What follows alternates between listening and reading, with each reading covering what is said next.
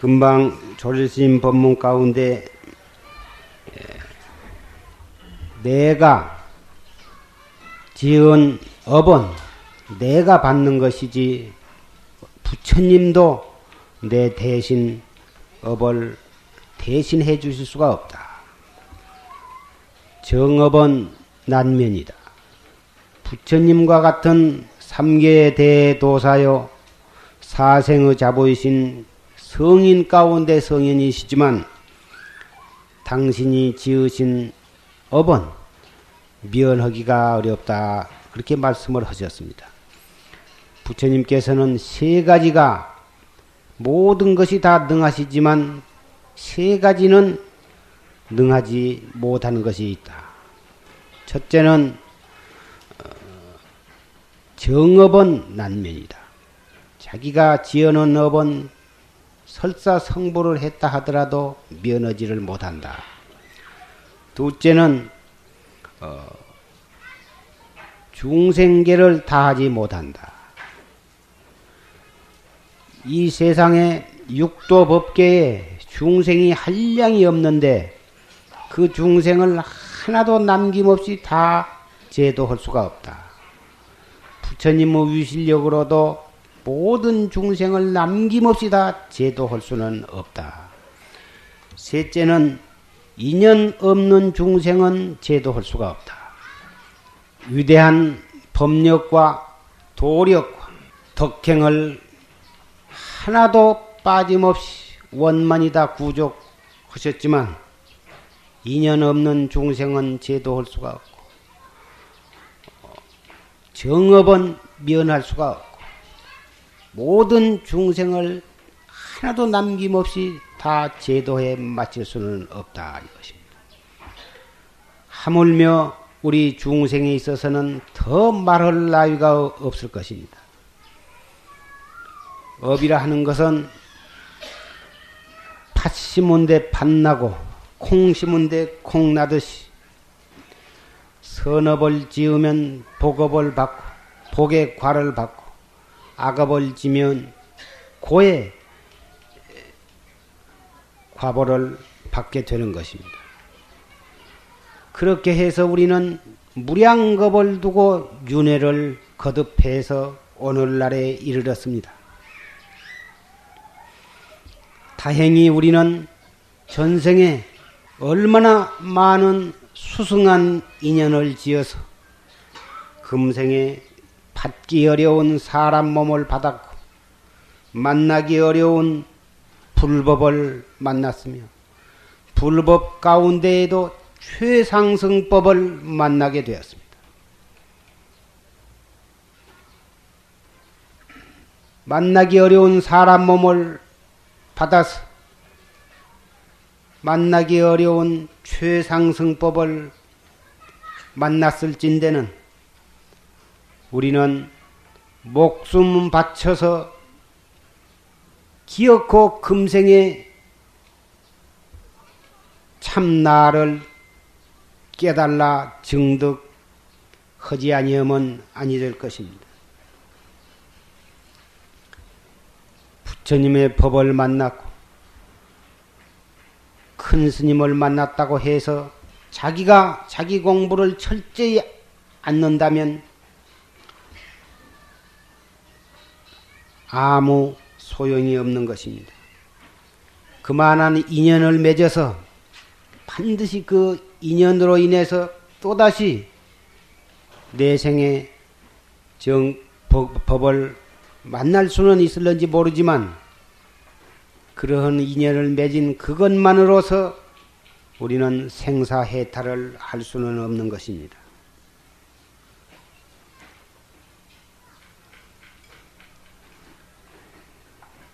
우리의 몸은 생각이 1초 1초 시간이 지내감에 따라서 생로병사의 수레바퀴에 휩쓸려 끌려가고 있는 것입니다. 오늘 이 몸은 어제의 내 몸이 아니고 내일의 나는 오늘의 이 몸이 아닌 것입니다. 생각이 우리의 몸은 변해가고 있고, 늙어가고 있고, 죽음을 향해서 한 걸음 한 걸음 나아가고 있는 것입니다. 이 세상의 모든 것은 잠시도 그대로 있지 아니하고 변해가고 있는 것입니다. 그런데 오직 하나가 변하지 않는 것이 있습니다. 모든 것은 잠시도 그대로 있지 아니하고 변하고 있다고 하는 그 사실만이 변하지 않는 것입니다. 그래서 이 공부는 내일로 미룰 일이 아니고 내년으로 미룰 일이 아니고 늙어서 하리라 하고 미룰 일이 아닌 것입니다. 이 공부는 당장 지금 이 자리에서 전 목숨을 걸고 충실히 해야만 하는 것입니다. 목숨을 걸고 충실히 한다고 하니까 그러면 어떻게 목숨을 거느냐? 무조건 몸이 아프건 무슨 근심 걱정이 있건 무슨 슬픔과 괴로움이 있건 바쁘건 그런 것도 따질 겨를도 없이 당장 이 자리에서 무조건 이 먹고 이것이 바로 나의 모든 정성과 모든 기량과 목숨마저도 거기다가 바치는 도리가 거기에 있는 것입니다. 목숨을 바친다 하니까 무슨 팔을 끊어서 올리고 몸을 불태우고 목을 띄어서 바친 그러한 것으로만 목숨을 바친다고 생각을 한 사람은 상에 머물러서 말을 듣는 사람인 것입니다. 말이라 하는 것은 말로서 표현할 수 없는 것을 말이라고 하는 수단을 통해서 전달하고 있는 것 뿐인 것입니다. 따라서 말에 집착해 가지고 본 뜻을 잊어버린 사람은 그 말을 옳게 알아듣는 사람이 아닌 것입니다. 말을 통해서 지금 그 말이 무슨 뜻을 전달하고자 하는가 하는 그 근본을 탁 잡아 차려야 하는 것입니다.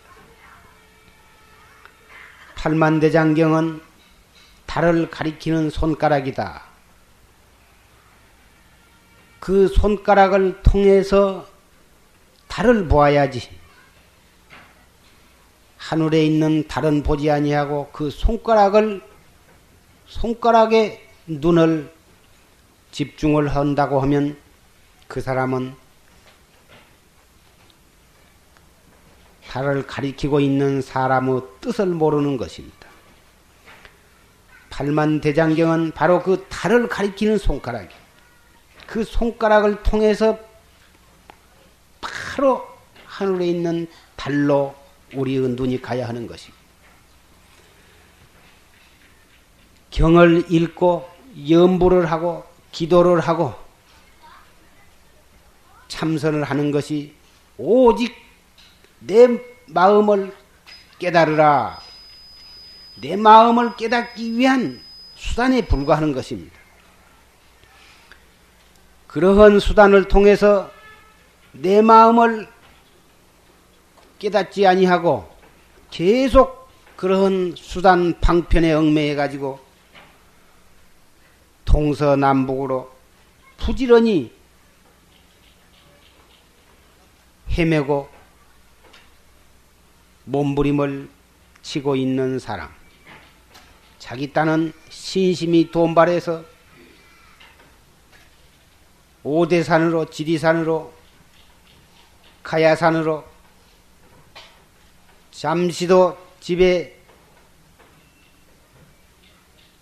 있을 겨를이 없이 부지런히 왕래를 하고 있지만 정말 그 가운데 참나를 깨닫는 이 무엇고가 철저하게 타성일편이 되고 있는가 언제라도 스스로 살펴봐야 할 것입니다. 이 무엇고만 행주자와 어묵동정 간에 이려하게 현전한다면 그거야 동쪽으로 가건 서쪽으로 가건 누웠거나 앉았거나 일을 하거나 무슨 상관이 있겠습니까마는 그것을 놔버리고 이 무엇고를 놔버리고 아무리 다른 일을 열심히 한다고 해도 그것은 이미 새는 날아가 버렸는데 그 둥지 속에 새가 들어있는 줄 알고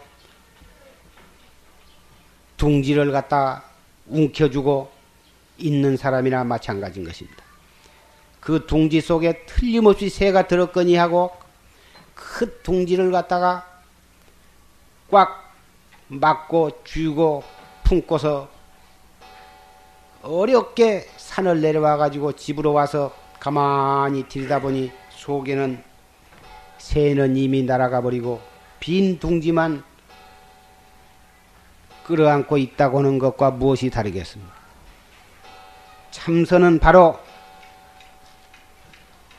내가 나를 깨닫는 유일한 최고의 수단인 것입니다.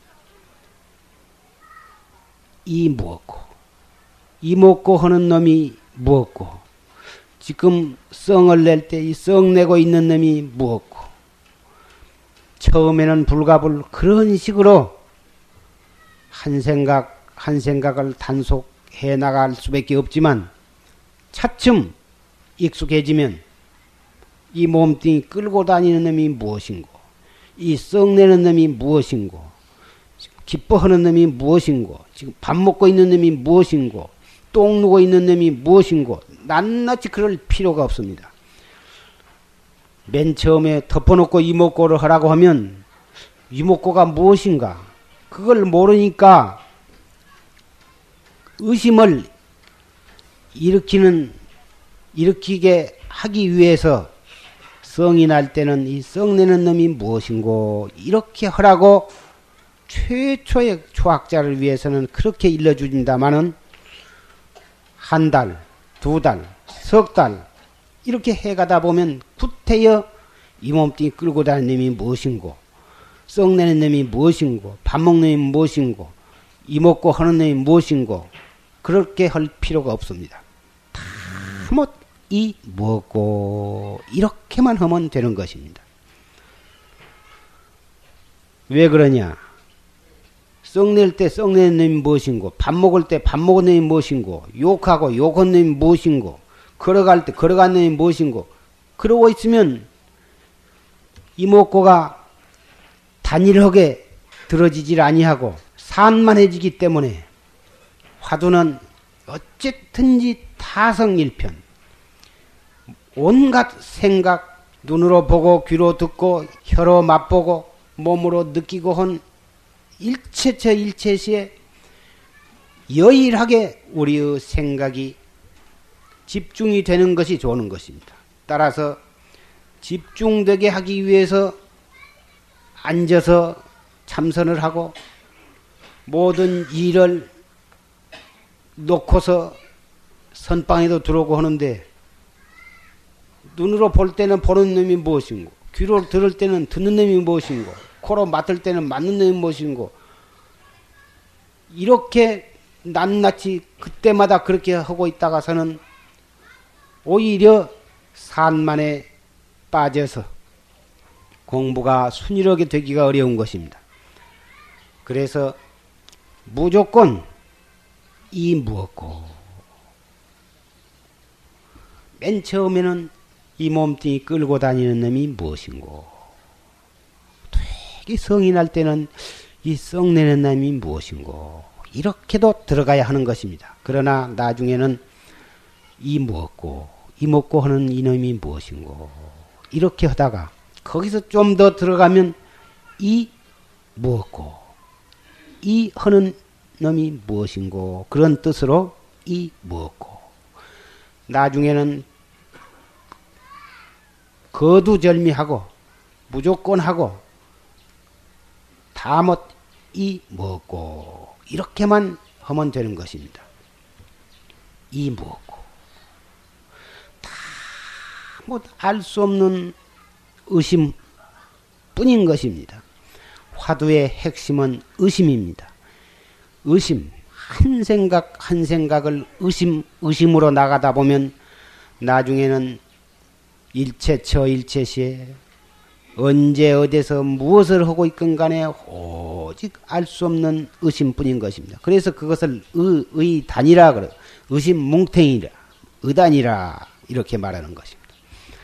의단이 동로하면 화두를 들려고 하지 않아도 체절로 항시 알 수 없는 의심이 드러나고, 밥을 먹을 때나 똥을 누울 때나 걸어갈 때나 차를 탈 때나 앉았을 때나 누웠을 때나 체절로 이 먹고 알 수 없는 의심뿐인 것입니다.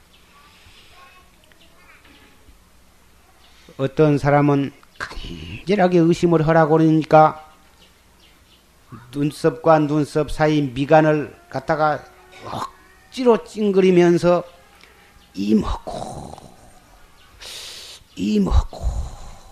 이렇게 해가지고 너무 힘을 들여서 해가지고 머리꼴찌가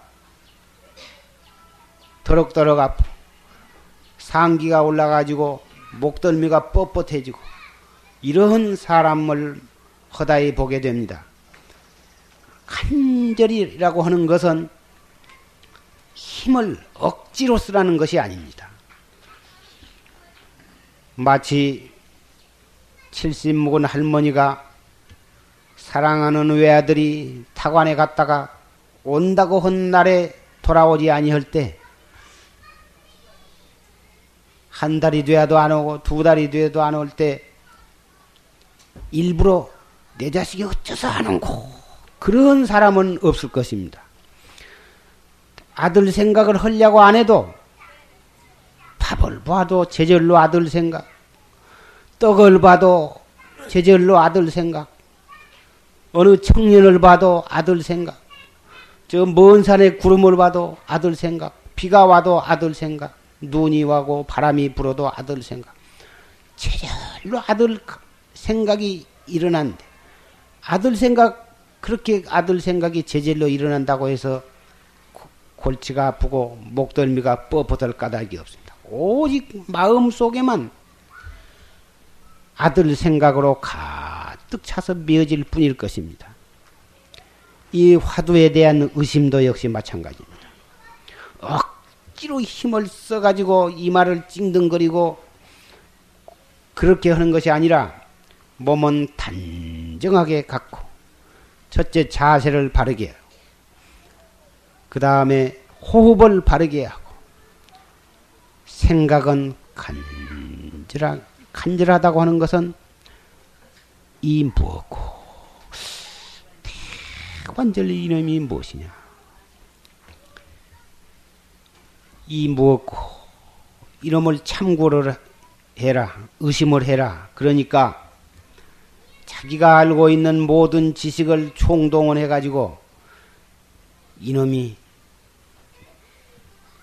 이런 것인가 저런 것인가, 이것은 불로 태워도 타지 아니하고 물에다 넣어도 녹지 아니하고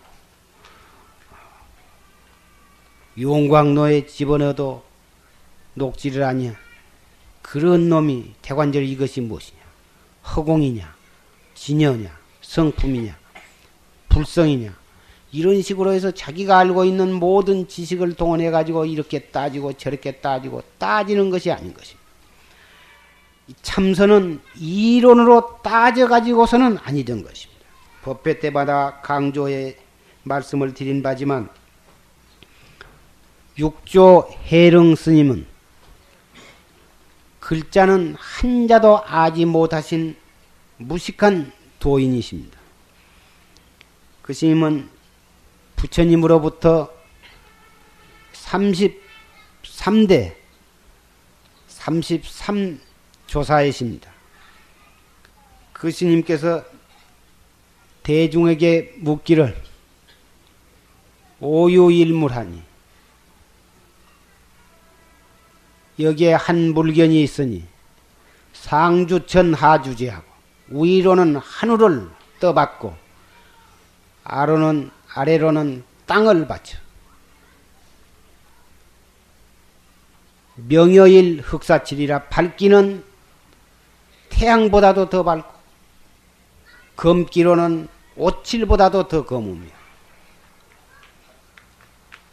명부득 상부득이야.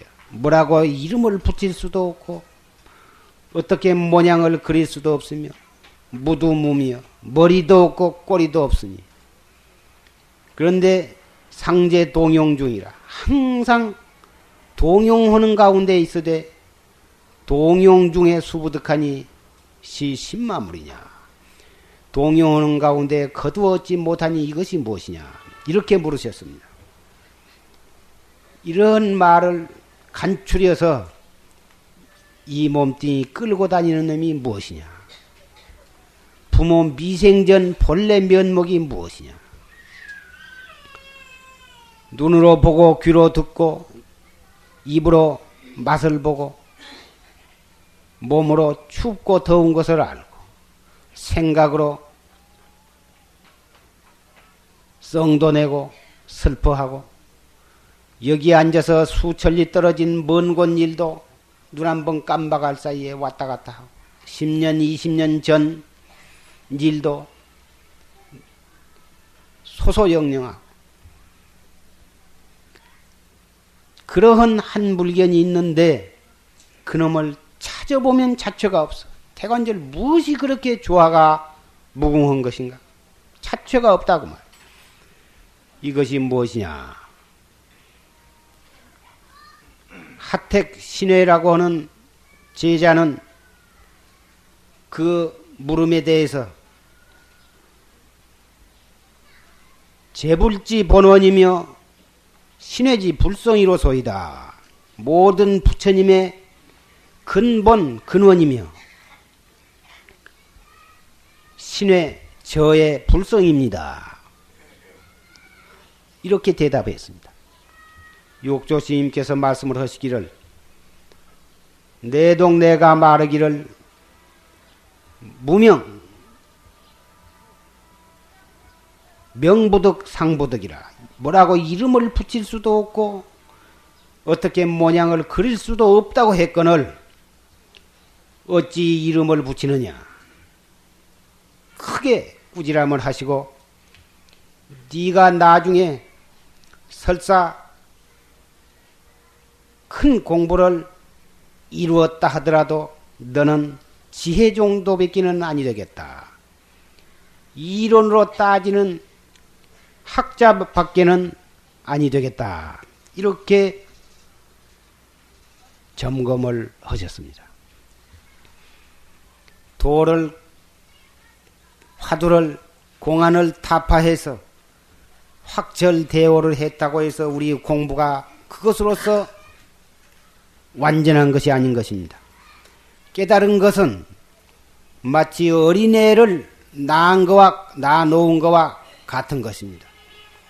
금방 낳아놓는 어린애도 분명히 이목구비가 있고 사람이 매는 틀림이 없습니다마는 젖을 먹이고 밥을 먹이고 가리켜서 양육을 해서 20세 이상이 되어야 겨우 하나의 인간 구실을 하는 것처럼 깨달은 뒤에 오후 보림을 철저하게 해야만 참 도인이 되는 것입니다.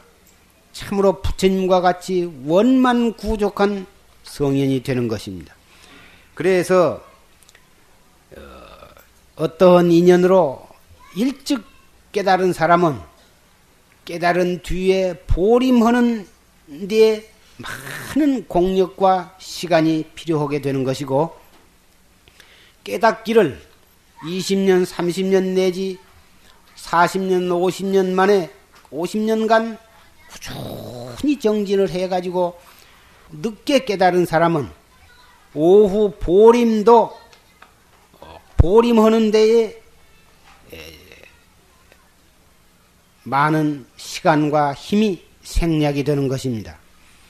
따라서 일찍 깨달았다고 해서 그것이 꼭 좋은 것도 아니고, 늦게 깨달았다고 해서 꼭 나쁜 것이 아니라고 하는 것을 우리는 알 수가 있습니다. 우리는 다못 옳은 방법으로 열심히만 할 따름이지, 빨리 깨닫고 늦게 깨닫고 그런 문제에 대해서는 추호도 염려할 필요가 없는 것입니다. 이 먹고 자세를 바르게 하고 또 호흡을 바르게 하고 또 생각을 화두를 바르게 든다. 바르게 든다고 하는 것은 분별심으로 이론적으로 이리저리 따져 들어가는 게 아니고 다 뭐 알 수 없는 의심으로 이 뭐고 1000번이고 10,000번이고 이 뭐고 알 수 없는 의심이 있으면 이미 그것이 화두가 들어져 있는 것이니까 거기다 자꾸 덮어쓰기로 이 먹고 안 붙여도 되는 것입니다. 그 의심이 희미해지거나 또는 다른 생각이 들어와 버려 가지고 화두를 놓쳐버렸거나 그럴 때 이 먹고 한 번씩 챙겨두면 되는 것입니다. 이렇게 공부를 하루하루를 다져나가면 자기도 모르는 사이에 성격이 급한 사람은 성격이 누그러지고 신경질을 잘 내고 그런 사람도 차츰 신경질을 안 내게 되고 남을 이해할 줄 모르고 독선적인 사람도 차츰 모든 사람의 뜻을 잘 이해하고 수순할 수 있게 되고 사람 성격이 개선이 되어가는 것입니다. 우리 중생은 왜 모든 괴로움이 따르냐 하면 자기가 자기 감정을 자유자재로 조정을 하지 못한 데에서 온갖 괴로움이 따르는 것입니다. 자기가 다른 사람의 뜻을 받들고 모든 주위 환경에 적응을 해 나갈 수만 있다면 우리에게 많은 괴로움이 우리로부터서 괴로움이 사라질 것입니다. 자기가 수순하고 적응을 하지를 못하고 자기에게 모든 사람이 마음을 맞춰주고 자기를 따라주고 자기에게 맞춰주기를 바라는 데에서 그렇게 바라다가 다른 사람이 자기 뜻대로 해주지 아니하면 그 사람하고 왼수를 맺으려고 작정을 하고 그 사람을 멀쩡한 사람을 나쁜 사람이라고 단정을 하게 되는 것입니다. 그래가지고 부부간에 고부간에 모자간에 모녀간에 동서간에 친구간에 많은 사람들이 사이가 좋지를 못하는 원인이 바로 거기에 있는 것입니다. 그래서 이 참선을 올바르게 그리고 꾸준히 해나가면 제절로 자기가 모든 주위 환경에 적응할 수 있고 수순할 수 있기 때문에 내가 다른 사람의 뜻을 맞춰주고 내가 모든 것에 적응을 하게 되면 다른 사람도 또 내 뜻을 자연히 따라주게 되는 것입니다. 오는 정 가는 정인 것입니다. 내가 그 사람 뜻을 맞춰주는데 어찌서 그 사람이 내 뜻을 안 맞춰줄 것입니까? 내가 그 사람의 뜻에 따라주지 아니하고 내 뜻에만 맞추라고 하면 그 사람도 역시 나를 따라주지 아니하고 나로 하여금 자기에게 맞추라고 하게 되는 것입니다. 오직 여기에 내 마음의 즐거움과 편안함이 달려있고 내 가정의 편안함과 즐거움이 달려있고 이웃과 사회 온 세계의 편안함과 즐거움이 달려있는 것입니다. 내가 이웃 나라에 도와주고 잘해주고 그럴 때 이웃 나라에서는 따라서 나를 도와주고 우리나라를 도와주고 따라줄 것입니다. 이것이 바로 성현의 정치인 것입니다. 성현의 정치는 힘으로써 굴복을 시키는 것이 아니라 이러한 인의, 자비, 도덕으로서 제절로 이웃 나라가 내 나라에 항복하고 평화적으로 온 세계가 통일되게 하는 이것이 바로 성현의 정치인 것입니다. 이것이 유교의 왕도라 하는 것인 것입니다. 불교에 있어서는 전륜성왕만이 이러한 정치를 할 수가 있는 것입니다. 부처님은 32상과 80종호를 갖추셨습니다. 전륜성왕도 32상과 80종호를 갖추게 되는 것입니다. 그래서 전륜성왕은 부처님은 아니면서도 이러한 자비와 인의로서 온 세계를 통일할 수 있는 성왕인 것입니다. 부처님의 사무량심, 우리 대승법을 닦는 최상승법을 닦는 사람의 마음과 말과 행동은 항시 네 가지 한량없는 마음이 근원이 되고 네 가지 한량없는 거룩한 마음으로 말을 하고 거룩한 네 가지 마음으로 행동이 표현될 때 우리의 도업은 참으로 원만하게 이루어질 것입니다. 네 가지 한량없는 마음이 무엇이냐? 자비희사입니다. 자비심과 희사심, 자비희사 이것을 사무량심이라 하는 것입니다.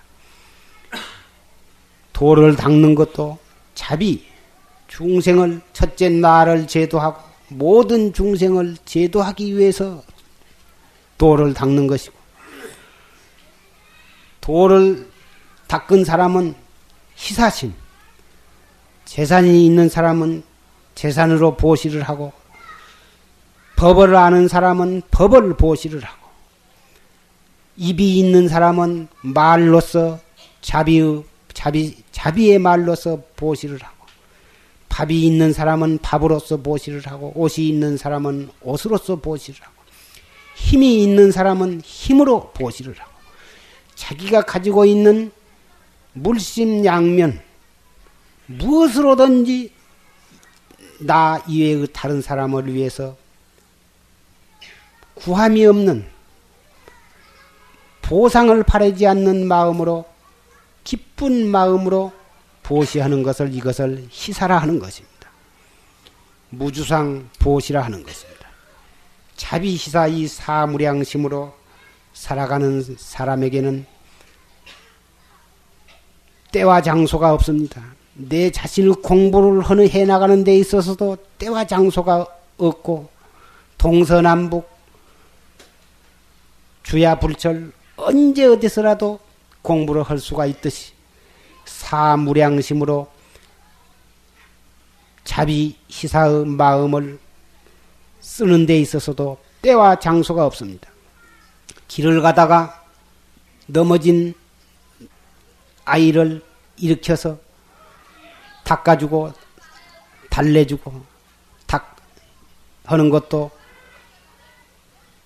사무량심이 바로요.